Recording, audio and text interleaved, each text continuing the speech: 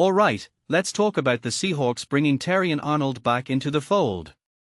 Wait, before you say, what, about a guy facing life in prison, hear me out.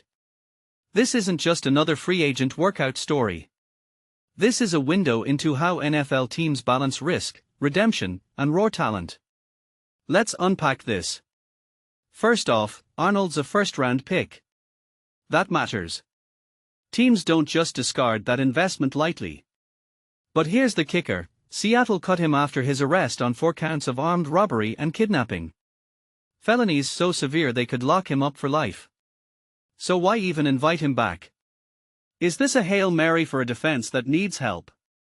Or is this the NFL's version of a second chance system that's more complicated than it seems? Let me break down the paradox here.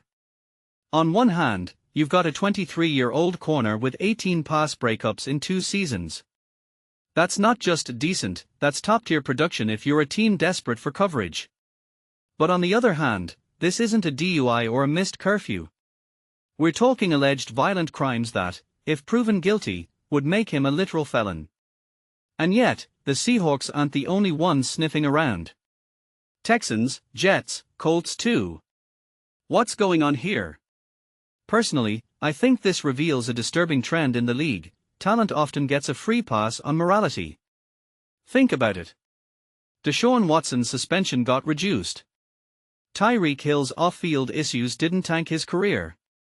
Now Arnold. The pattern. Teams will gamble on ability if they think the legal cloud might dissipate.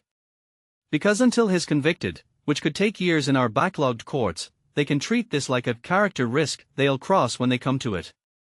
But here's what fans rarely consider, the business calculus. NFL teams aren't charities. They are billion-dollar franchises. If Arnold's legal trouble gets dismissed, or even plea dealt to a lesser charge, he becomes a steal. A first-round talent on a cheap contract. That's the calculation here. Not, is this right or wrong, but can we win now with this guy before the verdict drops? A detail I find fascinating. The timeline.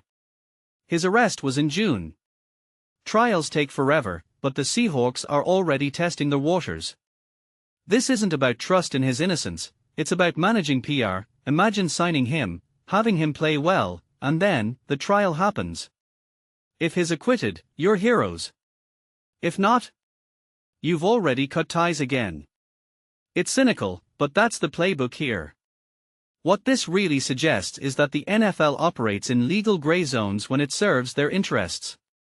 Arnold's not a good guy or a bad guy, he's a chess piece in a league where performance and optics are constantly at war. And for fans, this should raise questions about what we're complicit in when we cheer for the player while ignoring the person. So here's my final thought. Does the NFL's willingness to rehab these narratives make them complicit in normalizing off-field misconduct? Or are they just reflecting a reality where talent and justice exist on separate timelines? Drop your take in the comments, because this isn't just about football. It's about how society weighs redemption against accountability. And that's a game with stakes far bigger than any scoreboard.